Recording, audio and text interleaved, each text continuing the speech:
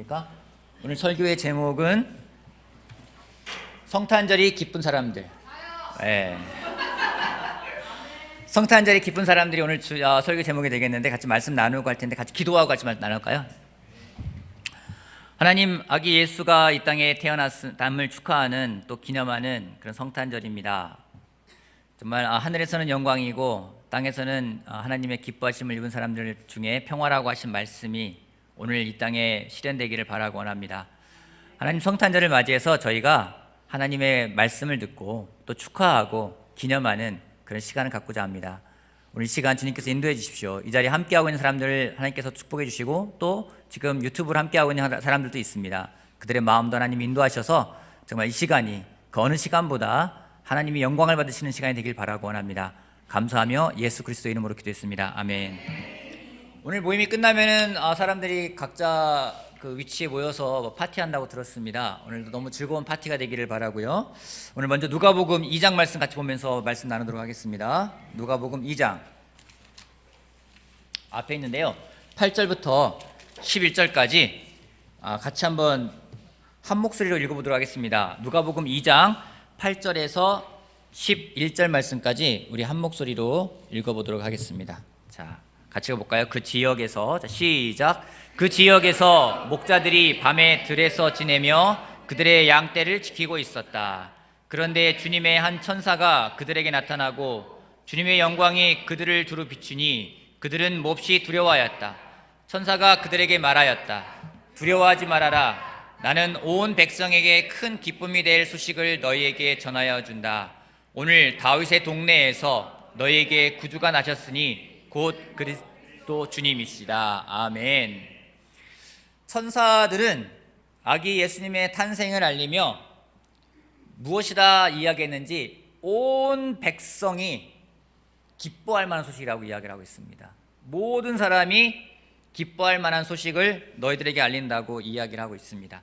여러분, 예수님의 탄생은 정말 모든 백성에게 기쁨이 되는 소식이었을까요? 그럼 천사가 거짓말한 건가요? 네.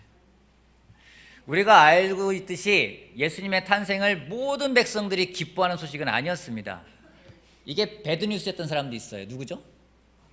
그쵸. 우리가 잘 아는 헤롯 같은 사람들은 예수님의 탄생은 굿뉴스가 아니었어요. 배드뉴스였어요. 무척 싫어했고 심지어 그 예수님을 죽이려고 한 사람들도 있습니다. 오늘 성탄절인데 분명 성탄은 기쁜 날이고 기쁜 소식을 갖고 왔는데 그렇다면은 누구에게 성탄이 기쁜 날일까? 또 우리에게 성탄은 왜 기쁜 날이 되는 것인가를 오늘 같이 그 성탄의 본질적인 부분들을 같이 한번 생각해 보면서 예수님을 기억하는 시간 되길 바라겠습니다. 여러분, 성탄절이 되면은요 축하 메시지를 전하시는 분들이 많습니다. 다음 장 좀 보여주시겠습니까? 다음 장 보면 이런 축하 메시지를 보여주신 분들이 있어요. 한 분은 이런 말을 합니다. 예수님은 가진 자와 그렇지 않은 자, 배운 자와 그렇지 않은 자 경계를 넘어 포용으로 차별하지 않았기에 지금에 이르기까지 성탄절로서 그 의미를 기억해 오고 있다. 공감되십니까? 이 말 들으면 여러분 아멘 나오지 않습니까? 그 다음 밑에 볼까요? 그 다른 분은, 또 다른 분은 낮은 곳에서 어려운 이웃을 먼저 챙기고 살피신 예수님의 삶을 되새겨야 한다. 아멘이라는 말 나오시죠? 그렇죠? 여러분, 두 분이 성탄절에 대한 축하 메시지를 전하면서 이렇게 전하시는 분들이 있어요. 근데 여러분, 공감이 되는 말이죠. 저도 굉장히 공감이 되는 말이에요. 근데 이 메시지를 나누신 분들이 누군지 아십니까? 잘 모르시겠죠? 이 두 개의 메시지를 나누신 분들은 공통적인 직업을 갖고 계신 분들이에요. 업종에 종사하시는 분들이에요. 뭐냐면 둘 다 조계전 총무원장님이셨던 한 분은 설정 스님이시고 한 분은 원행 스님이 하신 성탄절 축하 메시지입니다. 저는 이 축하 메시지를 보면서 처음에 기사 제목이 뜨잖아요. 제목을 보았을 때 어느 한 교회 목사님이 설교하신 내용인가 보다 라고 생각이 들었어요. 모두 맞는 말이에요. 그죠? 예수님이 이 땅에 오신 것은 가진 자와 그렇지 않은 자, 배운 자와 그렇지 않은 자의 경계를 넘어서 포용하고 차별하지 않기에 오신 부분이 예수님이 오신 목적이라고 이야기를 합니다. 또 낮은 곳에서 어려운 이웃을 먼저 챙기고 살피신 예수님의 모습도 예수님이 오신 목적 가운데 하나라고 이야기하는 부분은 공감이 됩니다. 모두 맞는 말인데 근데 완전히 맞는 말은 아니에요. 예수님은 분명 포용하시고 차별하지 않으시고 어려운 이웃을 먼저 살피신 분이 맞습니다. 하지만 그것이 전부가 아니라는 거죠.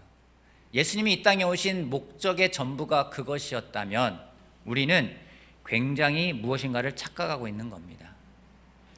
예수님은 단지 도덕적인 본을 보이기 위해서 이 땅에 오신 것은 아니었습니다. 예수님이 도덕적인 본을 보이기 위해서 왔다면은 맘먹는 사람들 많이 있지 않습니까? 뭐 공자, 뭐 노자, 맹자 많은 사람들이 있습니다.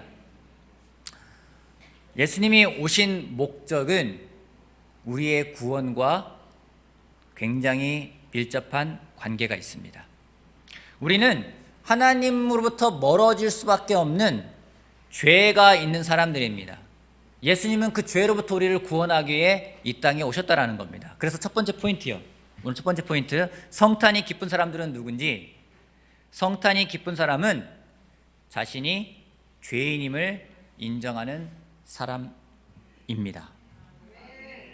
성탄은 자신이 죄인임을 인정하는 사람들에게 기쁜 날이라는 겁니다.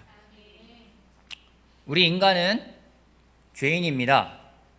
그것은 무엇인지 하나님의 은혜로 용서받지 아니하면은 죽을 수밖에 없는 존재라는 겁니다.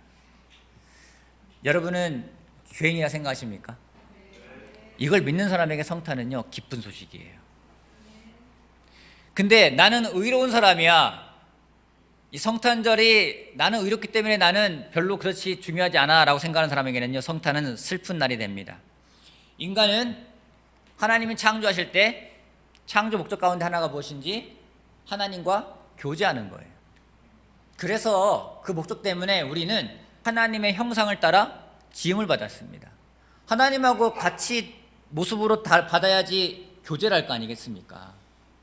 그래서 하나님은 그렇게 창조를 하셨습니다. 하지만 사탄은 그 관계를 깨트렸습니다. 죄를 짓게 했습니다. 여러분 죄가 무엇인가요? 죄가 무엇입니까? 어떤 게 죄입니까? 거짓말하는 거? 음행하는 거? 죄인가요? 네. 남을 미워하는 마음? 여러분 이것은요 죄의 결과입니다. 죄의 결과. 성경에서 말하는 죄가 무엇인지 다음 장 보여주시겠습니까? 성경에서 말하는 죄는요 그 의미가 하나님의 말씀으로부터 벗어나는 것. 죄의 의미는 하나님하고 멀어지는 겁니다. 파워포인트 다음 장 넘겨주세요. 하나님이 원하시는 길로부터 멀어지는 것. 그리하여 하나님으로부터 멀어지고 무엇인가 하나님의 그 자리에 대체하는 것. 그것을 죄라고 이야기합니다. 하나님으로부터 멀어질 때 거짓말도 하게 되고 음행도 하게 되고 시기도 하게 되고 도둑질도 하게 되고 이 모든 것들이 하나님으로부터 멀어졌기 때문에 관역에서부터 벗어났기 때문에 나오는 결과물들이라는 겁니다. 우리 인간은요 너무나 쉽게 하나님이라는 존재와 가까이 하기보다는 무엇인가 내가 편한 것을 하나님의 존재로 대체해버립니다. 솔직히 그런 것은 실체가 없습니다. 여러분 우상이라는 게 있지 않습니까? 우상이 무엇입니까? 여러분의 우상이 뭡니까? 우상이 실체가 없어요. 이스라엘 백성이 출애굽했지만은 모세가 자리를 비웠을 때 그들은 불안해졌습니다. 두려워졌습니다. 그래서 그들은 가지고 있는 금으로 송아지를 만들었어요. 그게 우상이라고 이야기합니다. 근데 여러분 금 송아지가 무슨 의미가 있겠습니까? 그게 우상일까요? 여러분 집에 혹시 뭐 금 두꺼비 집에 있으신 분이 있으나 모르겠네요. 없어요? 아무도 없어요? 네. 혹시나 여러분 집에 그게 있다면 그게 우상이 되겠습니까? 그건 여러분 그냥 값진 거예요. 그냥 값비싼 것밖에 안 되는 겁니다. 그것에 대해다가 숭배하며 하나님의 위치까지 끌어올릴 때 하나님이 줄 수 없는 그 하나님만이 줄 수 있는 것들을 대체하려고 할 때 그것이 바로 우상이 되는 것입니다. 그렇게 되었을 때 우리들은 하나님으로부터 끊어지게 됩니다. 죄라는 건요 하나님과 완전히 끊어지는 거예요. 단절되는 거예요. 좀 심하게 말하면 물고기가 물을 떠난 겁니다. 나무 가지가 나무로부터 떨어져 나온 거예요. 여러분, 그럼 어떻게 되겠습니까? 결과가 뭐겠습니까? 죽음밖에 없어요. 다음 장 보여주시겠습니까? 그래서 사도 바울은 이렇게 이야기합니다. 다음 장이요. 로마서 6장 23절에 이렇게 나와 있습니다. 죄의 삭은 죽음이요, 대신에 하나님의 선물은 우리 주 예수 그리스도 안에서 누리는 영원한 생명입니다. 야고보는 또 이렇게 이야기합니다. 욕심이 잉태하면 죄를 낳고 죄가 자라면 죽음을 낳습니다. 하나님으로부터 벗어나고 떨어졌는데 어떻게 살아갈 수가 있겠습니까? 근데 우리가 이렇게 죽을 수밖에 없는 사람들인데 우리들의 이런 문제를 해결하기 위해서 오신 분이 바로 예수님이라는 거예요. 죽을 수밖에 없는데 우리를 살리신 분이 바로 예수님이라는 겁니다. 그 죄를 해결하고 다시 하나님과 회복시키기 위해서 이 땅에 오신 분이 예수님입니다. 그러기에 나는 죄인입니다, 나는 하나님의 은혜가 필요합니다 라고 인정하는 사람에게 성탄은 기쁜 날이 될 겁니다. 반면에 그렇지 않은 사람에게 성탄은 또 하나의 그냥 절기, 그거 이상도 그 이하도 아닐 겁니다. 저는 여러분이 오늘 성탄이 기쁜 소식이 될 수 있는, 정말로 우리를 죄에서 구원하신 그 예수님을 기억하는 시간이 되길 바라겠습니다. 두 번째 말씀이요. 두 번째 말씀 다음 장 보여주시겠습니까? 성탄은 말씀을 믿는 사람에게 기쁜 소식입니다. 성탄은 말씀을 믿는 사람에게 기쁜 날이라는 겁니다. 마태복음 1장 22절 23절 말씀 보겠습니다. 다음 장이요. 마태복음 1장 22절 23절. 마태복음 1장 22절 23절. 한번 같이 한번 읽어볼까요? 마태복음 1장 22절 23절. 이 모든 일이 앞에 화면에 있습니다. 이 모든 일이 같이 보겠습니다.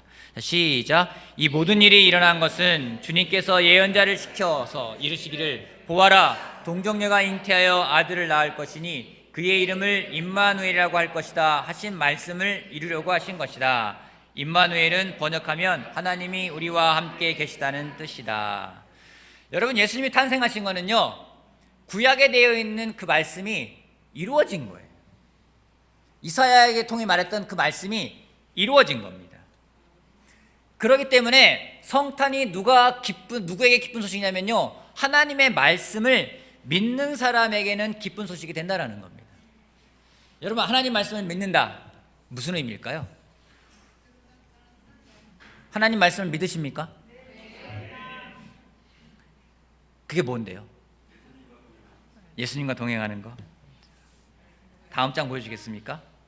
다음 장. 말씀은 하나님의 약속입니다.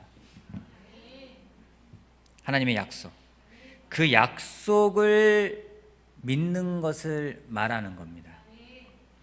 하나님이 약속하신 것은 반드시 이루어진다라는 것의 한 증표로서 예수님이 이 땅에 오신 겁니다. 근데 이 약속을 믿는 사람들에게 특징이 있어요. 그것은 무엇인지 바로 기다림이라는 겁니다. 인내. 야고보서 1장 2절 4절 말씀 같이 보겠습니다. 야고보서 1장 2절 4절 말씀을 같이 보겠습니다. 야고보서 1장 2절 4절 같이 한번 읽어볼까요? 2절부터. 나의 형제자매 여러분, 자, 같이 한번 읽어보겠습니다. 시작. 나의 형제자매 여러분, 여러 가지 시험에 빠질 때에 그것을 더할 나위 없는 기쁨으로 생각하십시오. 여러분은 믿음의 시련이 인내를 낳는다는 것을 알고 있습니다. 야고보가 이야기합니다. 여러분, 여러 가지 시험을 당할 때에 그것을 더할 나위 없는 기쁨으로 여기래요. 왜요? 왜요? 그 시련이 인내를 만들어낸대요. 인내는요, 사람을 기다리게 할 수 있어요. 하나님의 말씀을 믿을 수 있는 힘을 주는 것이 바로 그 인내력이라는 겁니다. 여러분 어떻습니까? 인내력을 발휘하고 있습니까? 인내력을 충분히 발휘하는 사람, 4절에 이런 말씀 제가 읽어볼게요. 4절에는요. 여러분은 인내력을 충분히 발휘하여 조금도 부족함이 없이 완전하고 성숙한 사람이 되십시오. 누가 성숙한 사람입니까? 인내력을 발휘하는 사람. 그 인내력을 충분히 발휘하는 사람. 그걸 성숙하다고 합니다. 오늘 우리 그 남경자매가 강아지 2마리를 데리고 왔어요. 애들이 인내력이 많아요. 먹이를 막 달라고 하지 않고 줄 때까지 기다려요. 네, 맞아요.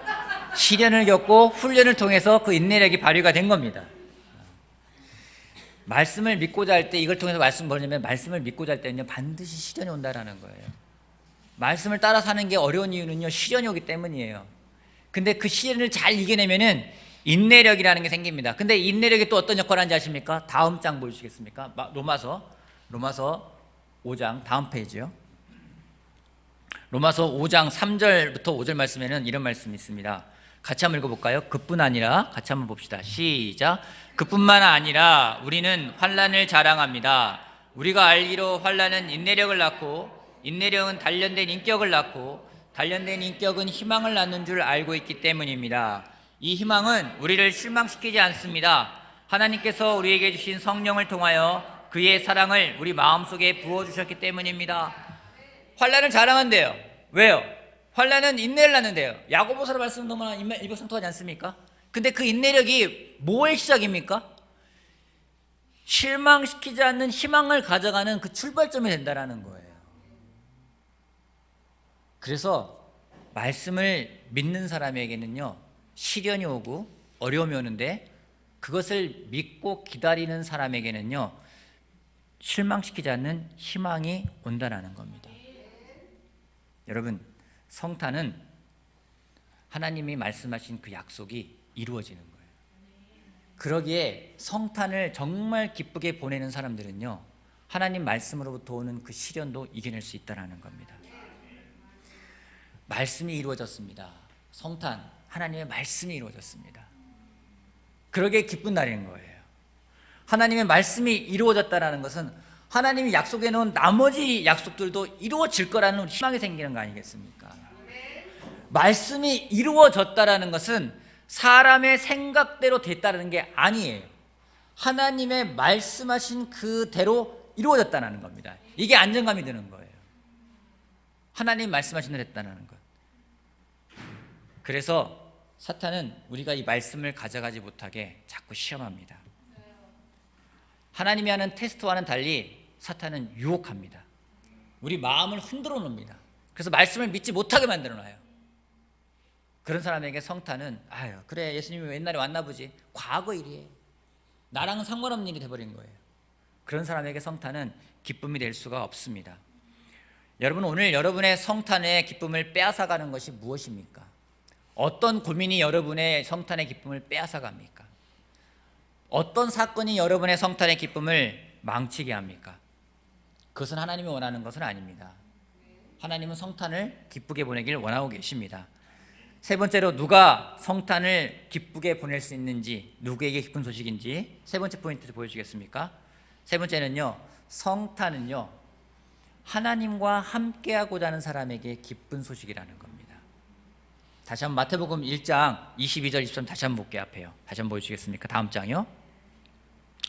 성탄절에 대해서 이렇게 나옵니다. 이 모든 일이 일어난 것은 주님께서 예언자를 시켜서 이르시기를, 보아라 동정녀가 잉태하여 아들을 낳을 것이니 그의 이름을 임마누엘이라고 할 것이다 하신 말씀을 이루려 하신 것이다. 임마누엘은 번역하면 하나님이 우리와 함께 계시다는 뜻이다. 예수님이 이 땅에 왜 오셨을까요? 하나님이 예수님을 이 땅에 보내신 목적은 뭘까요? 우리를 죄에서 구원하기 위해, 또 한 가지는 말씀을 통해 하시는 건 뭔지, 우리와 함께하기 위해. 여러분, 하나님과 함께하고 싶습니까? 하나님과 함께하는 게 좀 부담스럽지 않으세요? 혹시 여러분 너무 존경하는 인물인데, 너무 함께하고 싶은데 막상 가까이 가면 좀 부담스러운 사람 있으십니까?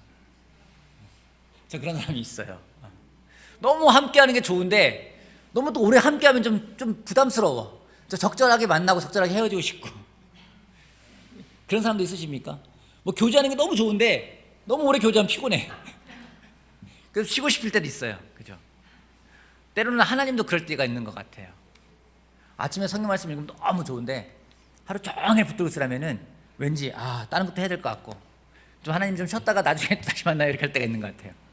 근데 예수님이 이 땅에 오신 것은요, 그것이 아니라 우리와 함께 하고 싶어서. 그러기에 하나님과 함께 하고 싶은 사람들에게 성찬은 기쁜 소식입니다. 근데 하나님과 함께 하고 싶지 않은 사람에게는요, 성찬은요 부담이 돼요. 부담이 돼요. 저는 우리 모두가 다 하나님을 가까이 하고 하나님과 함께 하기를 원하는 사람들이 되기를 바라겠습니다. 오늘 저는 성찬을 나누기에 앞서서 성탄의 의미를 다시 한번 살펴보았습니다. 예수님이 이 땅에 오신 목적을 우리가 정확하게 아는 것이 중요합니다. 그러지 않으면 예수님을 그냥 도덕적인 선생님으로밖에 치부하지 않을 수 있어요. 또 예수님의 이 땅에 오신 목적이 반만 받아들일 수도 있다는 겁니다. 예수님이 이 땅에 오신 목적을 우리가 다시 한번 잘 기억했으면 좋겠습니다. 그러기 위해서는 내가 지금 어떤 존재인지를 명확히 아는 게 필요합니다. 내가 죄인이고 예수님을 필요로 한다면 성탄은 기쁜 소식이 될 겁니다. 또 한 가지, 나는 말씀을 믿고 있습니다. 하나님 말씀이 내 삶 가운데 이루어지길 원합니다 라고 간절히 바라고 기다리는 사람들, 그 사람들에게는요 성탄이 기쁜 소식이에요. 하나님이 그토록 몇백 년 전에 이야기했던 것들이, 몇천 년 전에 이야기했던 것들이 이루어진 사건이 바로 성탄이기 때문입니다. 마지막으로 성탄은 하나님과 함께하고자 하는 사람들에게 기쁜 소식이 되는 겁니다. 저는 오늘 우리가 성찬하기 앞서서 우리 마음을 돌아봤으면 좋겠어요. 내 마음 속에 과연 무엇이 있는가? 하나님과 함께하고자 하고 나를 죄에서 용서하신 것에 대해 감사하는 마음이 있고 또 말씀이 앞으로 이루어질 거라는 것에 대해서 기대를 가지고 있는지, 오늘 성찬의 시간이 그런 시간이 되었으면 좋겠습니다.